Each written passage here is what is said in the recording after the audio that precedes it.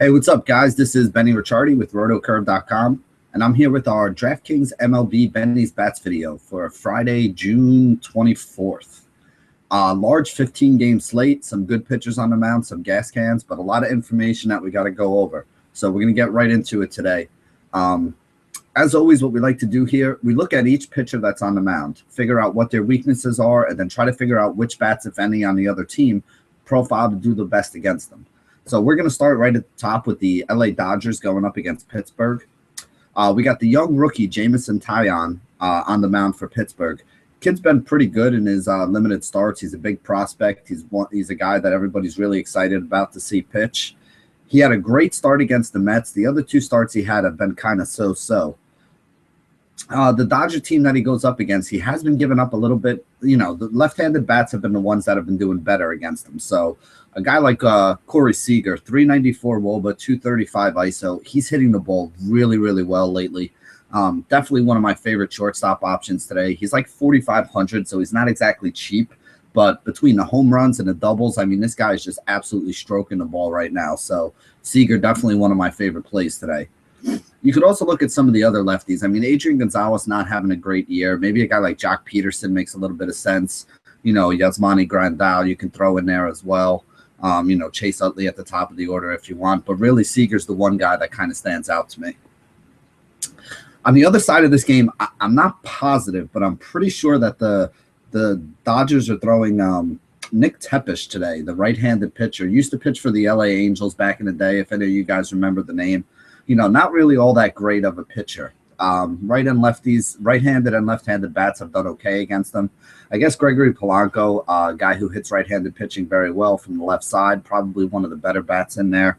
You know, guys like Jung Ho Kang, you know, Andrew McCutchen, Sterling Marte. All these guys do well against right-handed pitching in righty-on-righty situations. They all have WOBAs above or around 360 with, you know, ISO scores of 180 to 200, somewhere in that range. So I think guys like Kang, Kutch, Marte, you know, they're all in play. Polanco's in play. I think that a lot of these Pittsburgh bats make a little bit of sense today. You know, Tepesch is somebody we haven't seen pitch in the majors in a while, and I fully expect him to get lit up here today. Next game we can talk about, we got the Minnesota Twins coming to visit the New York Yankees. Masahiro Tanaka is on the mound. Tanaka's been pretty good this year, and he actually just dominated this Twins team last week. Played against them about a week ago. He pitched against them. I think it was his last start. Went 8 innings, gave up 7 hits, only 1 run, and had 5 strikeouts. Now, that's the thing with Tanaka is he's not a big strikeout guy, so he's not going to give you that big strikeout upside. And he does give up a run every now and then. You know, he's been tagged for, you know, some solo home runs here and there. So if you're looking at Minnesota, you know, I really wouldn't use maybe more than 1 or 2 guys as a one-off here. And there really isn't anybody that stands out and jumps out at me. One guy who I am a little bit interested in, Eduardo Escobar, has been hitting in the 2-hole lately, and he is 5 of 10 lifetime already against Tanaka. So if he's going to be batting second tonight, if you want to use somebody, he could be a cheap option that I wouldn't mind throwing in there. Other than him, though, like I said, if you're going to use any of these guys, maybe it's a Nunez or a Dozier or a Plouffe, but I wouldn't have more than one of them in my lineup. And even then, you know, I still think it's a little bit risky. Like I said, Tanaka's been pitching pretty well, but he does occasionally get lit up for a solo home run. So if you pick the right guy that does tag him for a solo shot, you know, you could have a pretty good day there at low ownership with that guy. On the other side of this game, we got Tommy Milone on the mound, the left-handed pitcher. Right-handed bats have a higher average and more home runs against him. He's not a very good pitcher, so I do think you can look for some bats against them.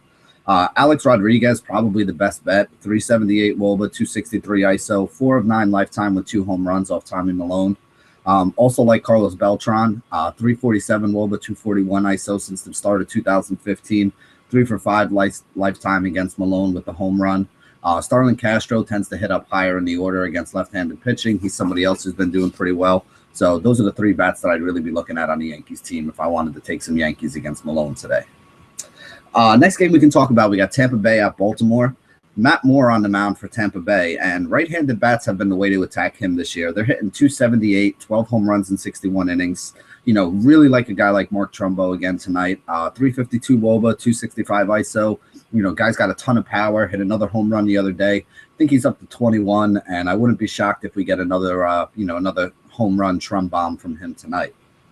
Adam Jones leading off at the top of the order, another guy who's hit left-handed pitching well throughout his entire career. From the top of the order, I really like him against a left-handed pitcher. You're probably going to get 4 at-bats, maybe even a chance for a 5th if they light him up a little bit. Like I said, more struggles with those righties, so I definitely think Jones is in play.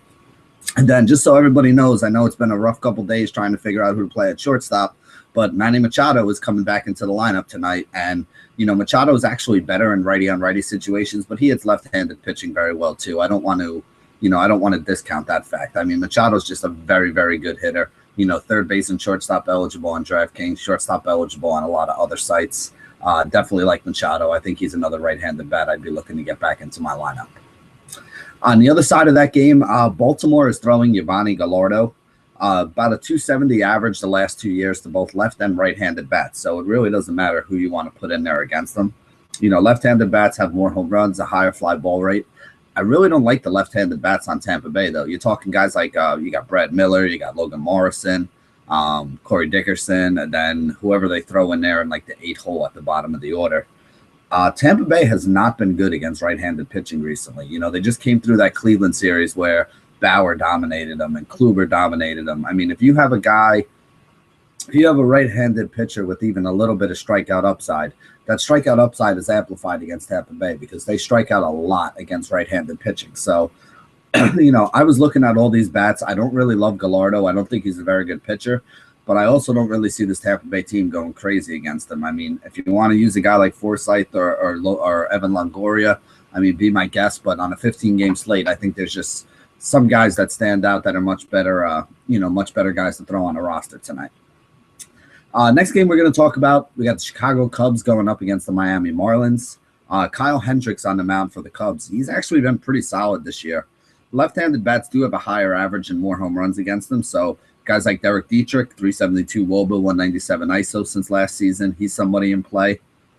Christian Yelich, 367, 153. He's in play. Maybe a Justin Bour if he's in there at first base, batting in like the 5 or the 6 spot. 363 WOBA, 254 ISO. You do have the other guys that have some power, the Giancarlo Stantons and the, Marcelo Zunas, who are the righty guys that you want to throw in there. Again, the game's in Miami. I really don't expect Miami to put up a huge number against Kyle Hendricks here, so I think there's better spots. Probably not the game I want to be stacking up here today. The other side of this game, Tom Kohler on the mound.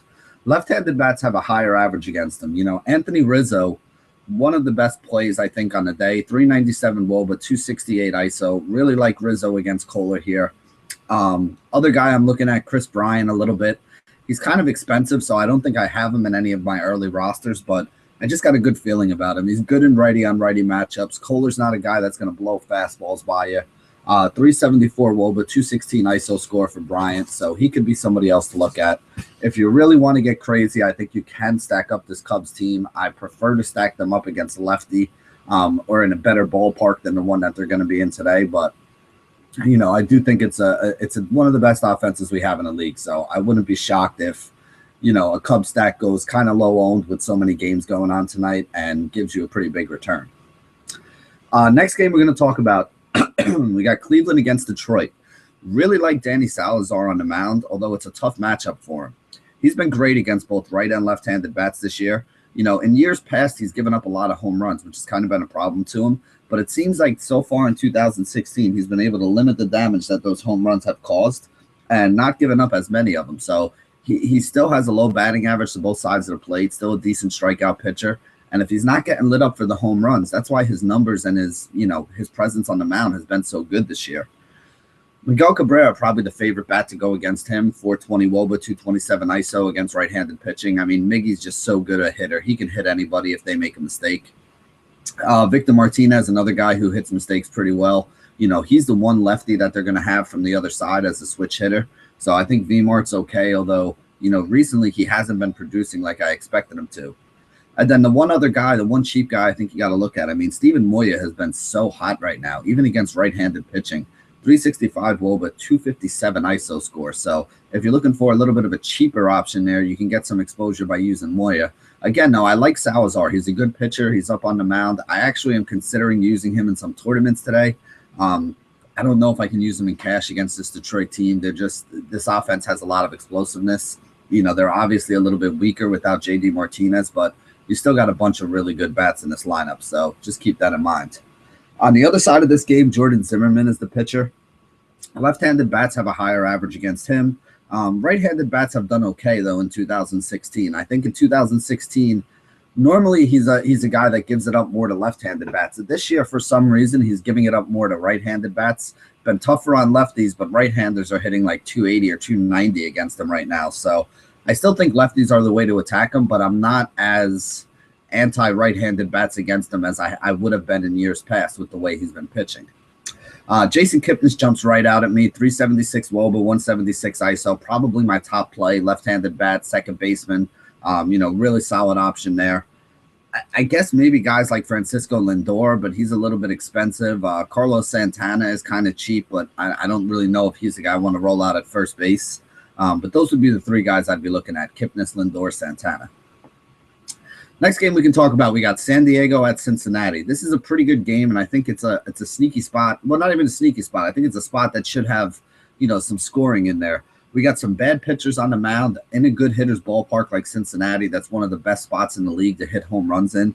We got Cody Reed going up for Cincinnati. He's a left-handed bat. We got limited innings pitched on him, so limited data, but right-handed bats have been the way to go after him. Now, that's good because you look at the San Diego team, and they actually do hit left-handed pitching pretty well. Matt Kemp, 385 WOBA, 266 ISO against lefties. Will Myers, 374 WOBA, 187 ISO against lefties. You got guys like Yangarva Solarte, Derek Norris, who I think are going to be in play here as well. So I really think we can look at some of these right-handed bats against the lefty Cody Reed. I think you're going to get some good runs scored here in this game. On the other side, we got Colin Rea, the righty. He's been pretty evenly bad to left and right-handed bats, so I think you can use a guy like Joey Votto, 407 WOBA, 227 ISO for Votto.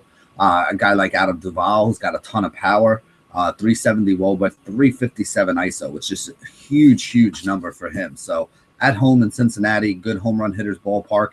I think Votto and Duvall are two guys I'd look at. You can also look at Jay Bruce, who has been hitting pretty well lately. They've had Billy Hamilton hitting in the 2-hole. If he gets on, I think he can steal a base as well. There's quite a few guys in this game that I wouldn't mind seeing people put on their rosters. Next game we have New York Mets at the Atlanta Braves, and this one's kind of interesting. You got Steven Matz on the mound for the Mets. Now, Matz is banged up a little bit, and the talk is that the Mets are going to be monitoring him, which to me, I would have loved to use him in a cash game today because you got a left-handed pitcher going up against the Atlanta Braves, which has been one of the most slam dunk things we've had on the season. Atlanta's got a very left-handed dominant lineup. They do not hit left-handed pitching very well at all. If I knew Matz was going to throw 100 pitches here, I think I would have him in cash and on most of my GPP rosters. The problem is, and like I said, he is a little bit banged up, and they're already talking about monitoring, maybe limiting his pitches or at the first sign of trouble after like 85, 90 pitches, I think this guy's going to get pulled. So if you don't get the full, normal 6, 7, 8 innings out of Matz, it might be a little bit tough for him to pay off his salary. So, like I said, on paper, yes, Matz against Atlanta, left-handed pitcher against Atlanta. I mean, this should be an absolute slam dunk, but there is a little more risk to it today than there normally is. Does that mean I'm not going to play him? No, it definitely means I am going to play him. I think he has a chance to be one of the best pitchers on the day. But I also think he has a chance where, something could get tweaked in the 4th or 5th inning and you might wind up getting screwed. So if you're somebody that plays heavy cash games, I don't know if I can use him in cash today, but I'm definitely going to have exposure in tournaments. On the other side of this game, we got Aaron Blair, the righty. This is a young righty that they called up, and he's been bad this year against both right and left-handed batters so far. Really getting knocked around, really getting hit pretty hard. Granderson, 372, 231. I like him. Cespedes, even though righty on righty, he's got a 378 WOBA, 268 ISO. I like him. Also, Michael Conforto, who I don't know why Conforto is hitting like 6th or 7th in this order. You got James Loney hitting 3rd. I mean, honestly, that's an easy switch to make back. Conforto was hitting in the 3 spot all season. I realize that he's struggling a little bit compared to when he was on fire at the beginning of the season, but I don't understand why they're burying this kid in the order. So I don't like him as much if he's hitting 6th. If they finally get smart and move him back up to the 3-hole, I think he's a great play here against Aaron Blair today. Next game we can talk about another good pitcher on the mound. We got Boston going up against Texas. We're getting David Price, the lefty, and he's been really good. Right-handed bats have a higher average and more home runs against them, as they usually do. Texas isn't really great against left-handed pitching, though. They got a lot of those left-handed bats towards the top of the order. They do have some righties that they can throw out there, too. You got guys like Beltre, 385 WOBA, 224 ISO. Ryan Rua has been hitting pretty well for them against left-handed pitching, 378 WOBA, 240 ISO for him. Ian Desmond, who's been on fire, especially hitting in that two-hole, 363 WOBA, 192 ISO score for him. You also have guys like maybe a Jerkson Profar, who's a right-handed bat as well. There are some of those lefties that you don't really want to mess with on that team. You got guys like Mazzara and Chu, a guy like Rognit Odor. I don't think they're in the greatest spots here against Price. Price is usually really, really tough on those left-handers. But again, there are enough right-handers on this team right now. This Texas team can hit pretty well. But David Price has been really good. I mean, he's been putting up 25 to 35 fantasy points in his last 3 games pretty consistently, and he seems to be pitching pretty well right now. So he's another guy that I would consider as somebody on the mound. On the other side of this game, we got Nick Martinez. Right-handed bats have a higher average against them, more home runs. I think this is like only his second start or his third start that he's made this season. He started the year out on the DL. The left-handed bats are really, honestly, the way I would attack them, though. I'd go with a David Ortiz, 437 WOBA, 345 ISO against right-handed pitching. This guy's 40-plus years old, and he's probably hitting as well, if not better, than he's ever hit before in his life. So, I tip my cap to him.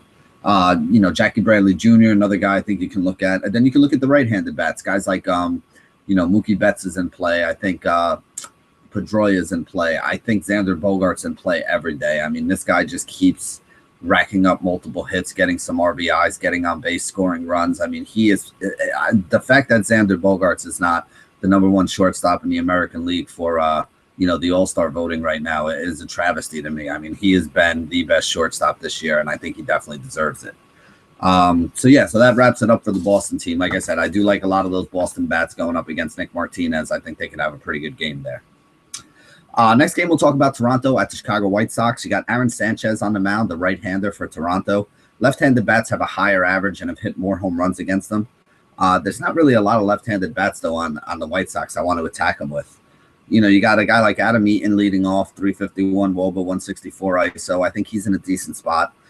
Melky Cabrera has actually been really good lately. He's been on fire. He's been showing some power. He's been getting a lot of hits, and he's batting cleanup right now. So he's also knocking in a lot of runs and putting himself in a chance to score some runs too. So, Melky's a guy that not a lot of people play all that often. His price always stays in that mid-range. He's never really cheap, but he's also not usually expensive. I think Melky's actually in a pretty good spot here, batting from the left side as a switch hitter against Aaron Sanchez. The other side of this game is where I think we're really going to be attacking, though. You got Carlos Rodon, the lefty. Right-handed bats are hitting 309 against him with 10 home runs in 57 innings. So I love Josh Donaldson today. 425 WOBA, 295 ISO, has absolutely owned left-handed pitching for as long as I can remember with him being in this league. He should be somebody in a really, really good spot today. Also like E5, Edwin Encarnacion. I mean, this guy's another guy that's been on fire lately. 394 WOBA against righties, 291 ISO score. So, you're not going to find many guys with better numbers than that either. Are these guys both expensive? Yes, but they're expensive for a reason, because they're very, very good hitters in a very, very good spot. Also think you can look at Russ Martin, 370 WOBA, 214 ISO for him. He has always hit left-handed pitching well. And then a guy who I think is sneaky and people just keep sleeping on, Troy Tulowitzki's starting to heat up. I mean, you look at his game logs, the last 3 games, it's like 10, 24, 14. I mean, those are the kind of numbers that we remember out of him back when he was playing in Coors. 340 WOBA, 131 ISO. He's another guy who has always killed left-handed pitching. He's flying under the radar because he's had a pretty shoddy start to the season, and people are really, really down on him. But remember, if you would have asked everybody a year ago who the best shortstop in baseball is, I think you probably would have got unanimous 2 low answers from everybody. So it's not like this guy lost it that quickly. He has been a little bit banged up. He seems to be a little bit better now. And again, if he starts hitting and you can add another big bat into that lineup, this Toronto team is going to be really, really tough to get through. Next game, we'll talk about Washington at Milwaukee. Max Scherzer on the mound. Not really looking to take any Milwaukee bats against Max Scherzer. Milwaukee's very right-handed. Scherzer is lights out to right-handed bats. I mean, he's got a 3.29 ERA in a year. His WHIP is .98. You know, like I said, righties really struggle against them. 128 strikeouts in 101 innings. The question to me is not whether or not Scherzer's a good play. It's whether or not Scherzer can do enough to return value for you. You know, he's been scoring in the high 20s, low 30s, but he's almost 14K today. So really, you're going to need a number easily into the 30s, probably high 30s, maybe even into the 40s to really, really feel good about him paying off that salary. I'm just not sure if you can get that out of Scherzer here today, but for cash games, if you're looking for a safe option for a guy that should be able to put up, you know, 25 plus fantasy points without really, you know, breaking a sweat, I think Scherzer's probably the guy at the top of the list to do that today. The other side of this game is Zach Davies, and he's actually had a couple pretty good starts. He's a tough guy for me to figure out because I feel like I stacked against him a couple times, and he went out there and went like 7 or 8 innings and struck out 7 or 8 guys and only gave up like 2 or 3 hits and 1 run. But then there's other games where he gives up 4 or 5 runs and barely makes it into the 6th inning. So, you know, I'm not really sure. I know that left-handed bats have a higher average against them, don't really give up a ton of home runs altogether.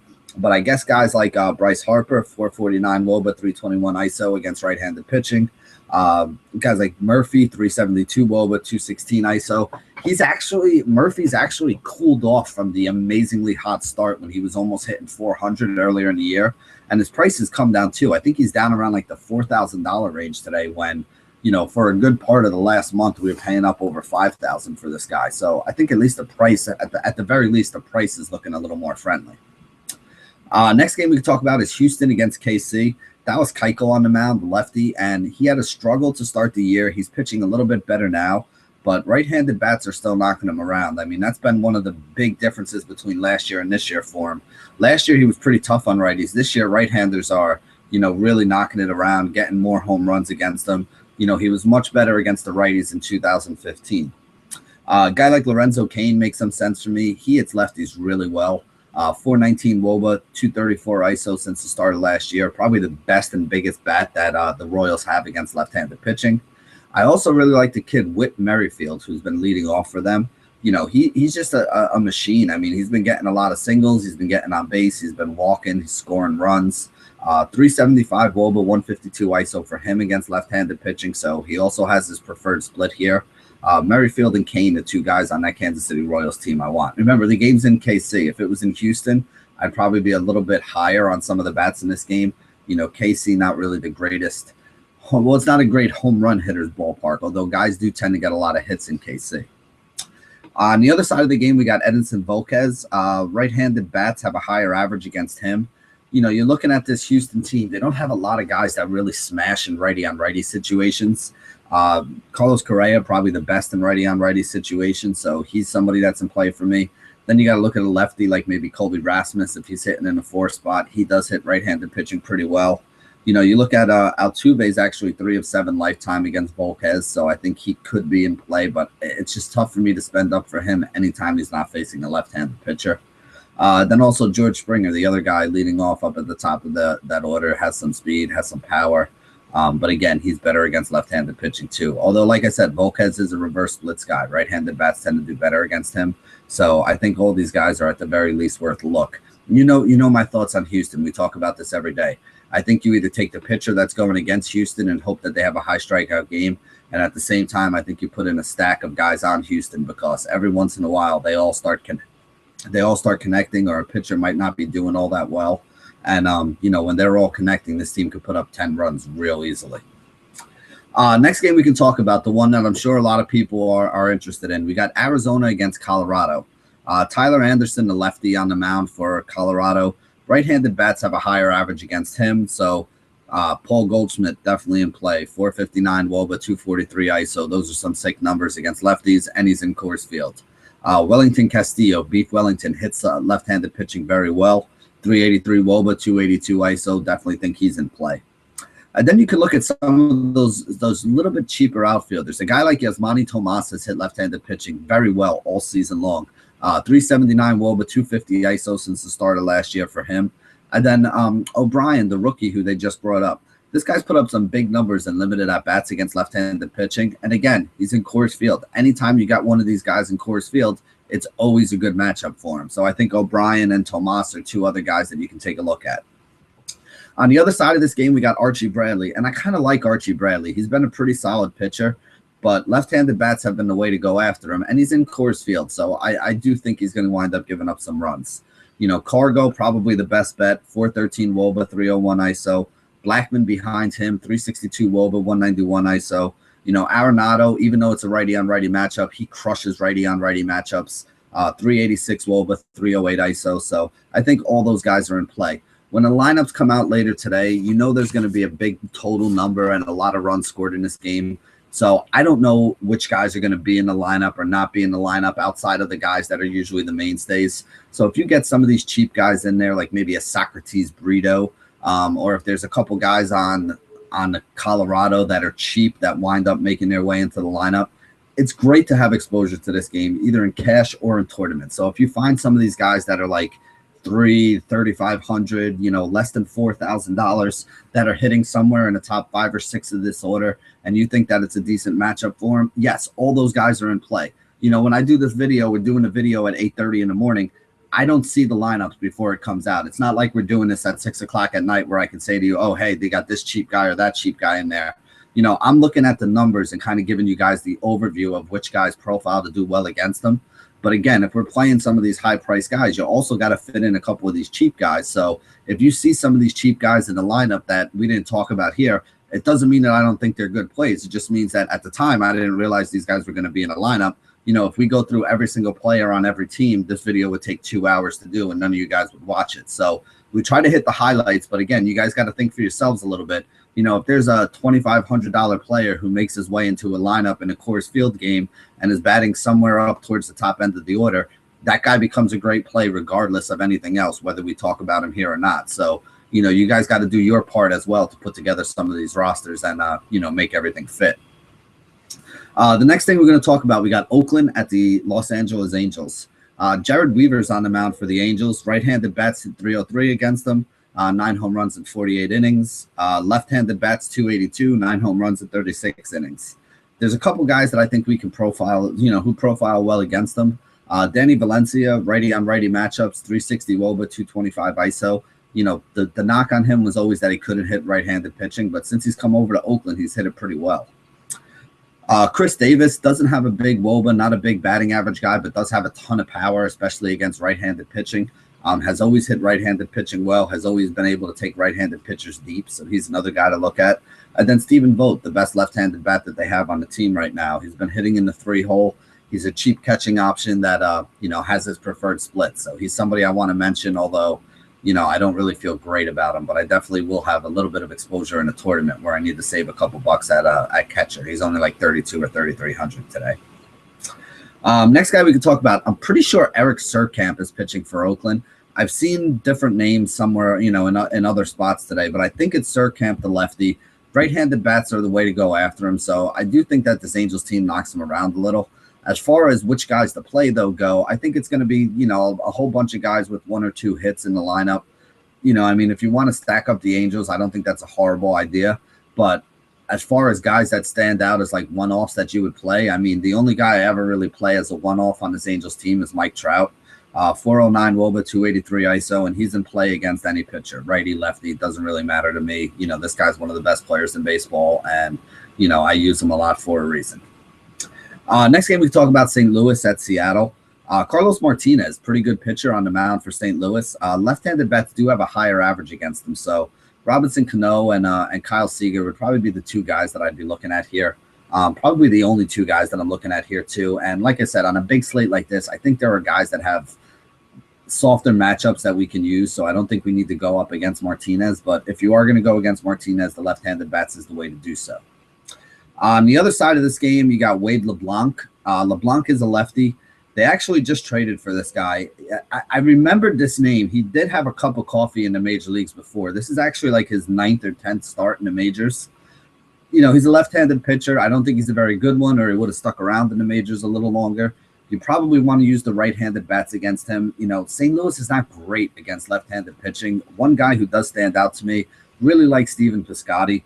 449 WOBA, 244 ISO against him.